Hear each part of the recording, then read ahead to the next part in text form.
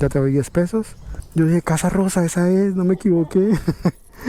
Mira, que tengas un excelente día. Dios te bendiga. Ah, muchas gracias, Dios la bendiga. Listo, vamos.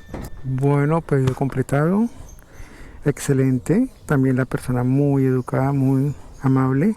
Se finalizó el itinerario. Entonces, calificación 10. Perfecto.